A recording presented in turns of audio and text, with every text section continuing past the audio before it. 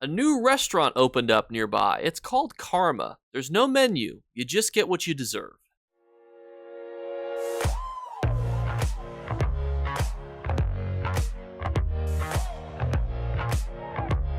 What's going on, YouTube? It is Tuesday, which means we have our Tuesday vendor refresh inside the Infinite Archive, as well as Ivea. It's important to note, though, these are active for 1 week from this video, so from Tuesday to Tuesday, you can get these exclusive items from these two vendors. Let's break them down. And so the first item inside of Filer Ool is the Moth Eater tapestry scrap. You'll notice it's blue quality, which seems weird for 5,000 archival fortunes. And it is, because you actually just normally pick this off the ground. And it gives you access to the Blackwood tapestry, which, to be completely honest, is a really cool looking tapestry that you can get by combining all of these together. But you shouldn't pay 5,000 archival fortunes for something you can pick up off the ground. I don't think that's a controversial take. Let's move to the second item. This next one is actually really interesting because I will be buying this lead. Does that mean it's good, though? Well, let's break that down. This is the Snowy Saber Cat fur strip, which is part of the Snow Treader's boots. Normally, this drops from the Drada Ice Reach boss from either normal or veteran difficulties inside of Dire Frost Keep. This is very interesting because I've wanted this lead for a while because I've wanted to try out the Snow Treader's boots. Does that mean that it's good, though? Let's talk about it. And just to prevent any confusion, the final boss is called Drada of Ice Reach.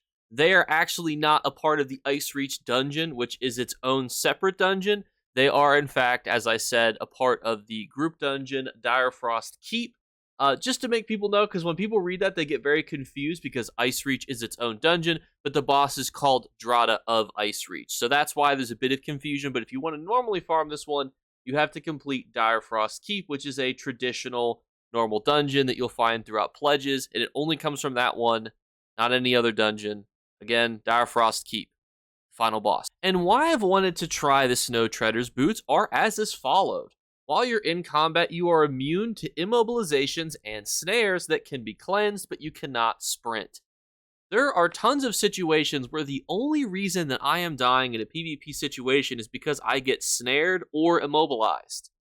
Imagine not being able to have to feel any of those and still being able to be decently mobile. Now, you might be thinking to yourself, Jake, how do you plan to stay decently mobile if you can't sprint? Well, you can still teleport.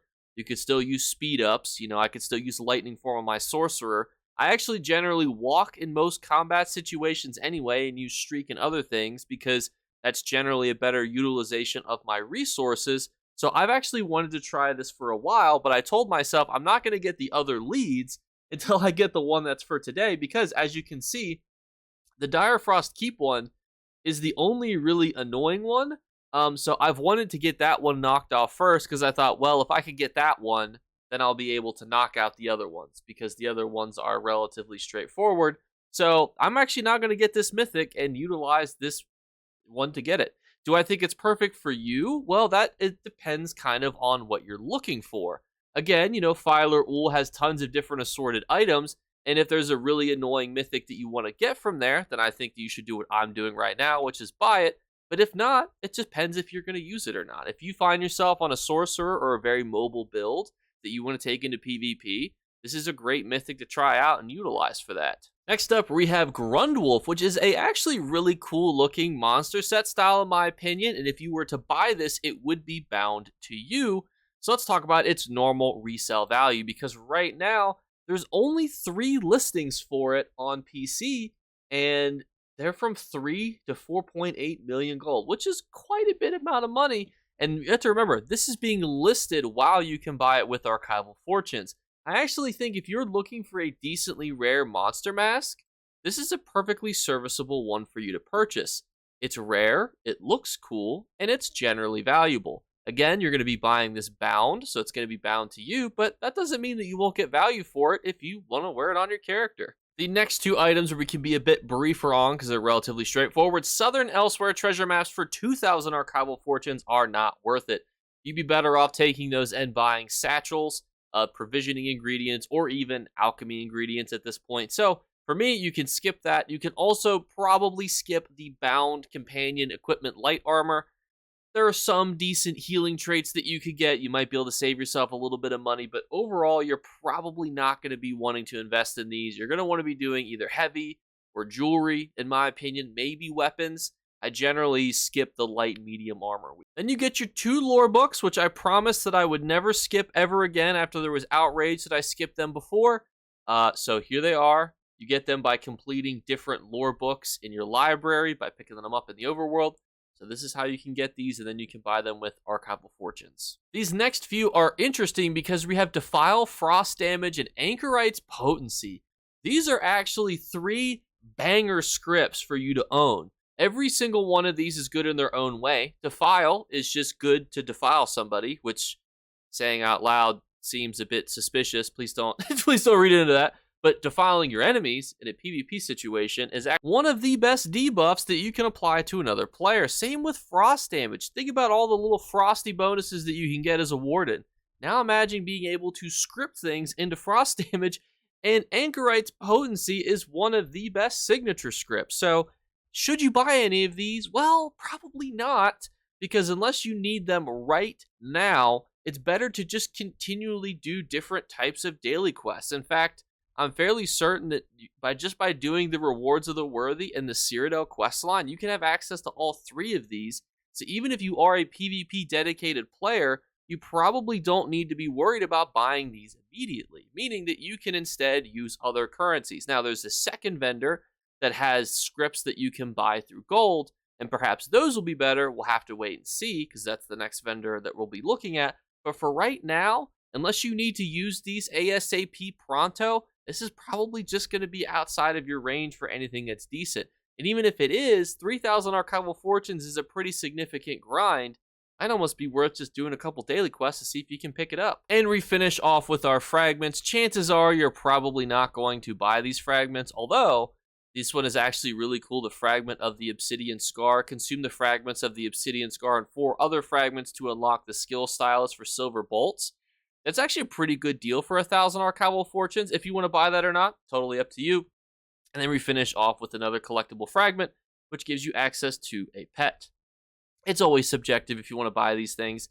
I generally say it's better to keep your premium currencies, which is your Archival Fortunes, to using for premium things, just because of how annoying it is to farm. But again, it's your currency. We just have an open discussion on what's the best thing for you to use it for. Next up, we are inside the Scholarium, which is inside of Ivea. If you want to use this merchant, you have to complete the Indrake as well as, I believe, the Griffin to get these cycling items here. But if you go over, you can talk to this little bad boy inside the Scribing Merchant Hall, and he will have different Grimoires. Now, these are all preset ones that you can purchase, but down here are the ones that you can purchase on a rotational basis. Don't ask me why they did it like that. Potato. So, you can buy the Expedition, Bleed, Class Mastery, or Immobilizing Strikes. Now, Class Mastery is here every single week. It just requires you to have the achievement unlocked.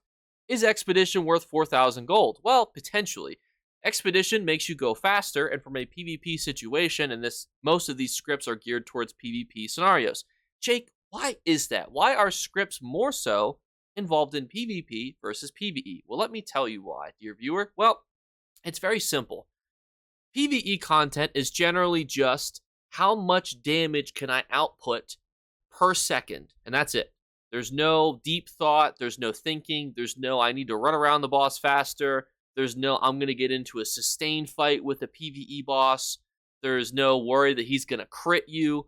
There's really not a lot of fear that you have to have. Now, in a PvP situation, you might be fighting people who were invisible. You might be going against werewolves. If you watched me on stream, you might have werewolves that go invisible. You might want to have things that make you go faster. You might have things that make you want to deal bleed damage. You may have things where you want to have, the ability to use an immobilizing strike. That's why this is so different. Same with the Defile debuff. Putting Defile on somebody can be really good.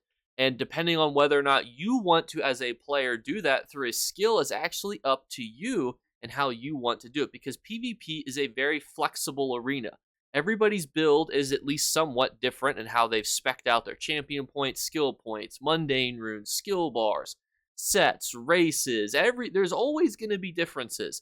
And whether or not you want to use scripts as well as these abilities on here is going to be up to you. I actually really like some of the scripts, especially the Mages Guild one. I love to give myself a lot of buffs that I normally wouldn't have access to on my class. That's why this is such a different way to build characters and why you may, as a PvPer, want to consider these, whereas from a PvE perspective, not as much, except for Expedition. Why is that? Well, going faster can be really nice on a solo character. It's just very straightforward. It's one of the reasons why Ring of the Wild Hunt is so popular. Being able to scribe in Expedition is actually a really popular way to get yourself to quests done faster. It can make doing overland content faster. It can make even farming public dungeons faster. World bosses, getting to and from places. A lot of people don't recognize that you don't need to be fully specced out into all sorts of crazy things. Oftentimes, it can be very profitable to just get to places faster. Perfect example. I did the brand new scribing storyline on a stage 4 vampire, and I sprinted past everything.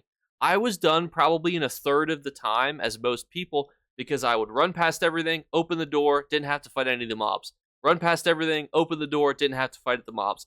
People really kind of throw shade at, saying that, PvE content is dungeons and trials, but realistically, if you have to sink 10 hours into doing quest lines to get a character that can do either PvE or PvP content, yeah, speed ups can be really good. Also, Stage 4 Vampirism is my best recommendation for you out there if you haven't done it already. But everyone, thank you guys so much again for watching. I know that we went on a bit of a longer tangent in this video, but sometimes I really like to encapsulate why is there such a difference, especially if there's scripts that are being recommended, because at the end of the day, what you want as a player depends on the content that you do, and a lot of people get confused on why there's such a big dichotomy between those two types of content. So I just wanted to spend extra time to break that down, and I hope that that was helpful. And as always, we're doing our 3 giveaway drawings. All you have to do to enter is leave a comment in the comments below. Tell me what script tempts you the most, or antiquity lead. For me, it's the really annoying ones that come from dungeon final bosses, because nothing will drive me more insane than farming a dungeon and getting nothing that I needed. It hurts in ways that I don't want to physically have to describe. Second thing is just make sure you're subscribed, and for an additional entry, follow on both Twitch and Twitter. And then the third thing is look for a hidden word to be flashed upon the screen. If you're the first person to comment that hidden word, you will win. There's one word every month on a single video. If you find it, comment it below, and you'll be the winner. Thank you guys so much again for watching, and I'll catch you later. Bye, guys. You better remember to like and subscribe to Jakeclips. Or you should. I might have to pluck your eyes if you don't. Or, better yet, I'll skip rope with your entrails. Do it now. Subscribe. Ta-ta. Off with you.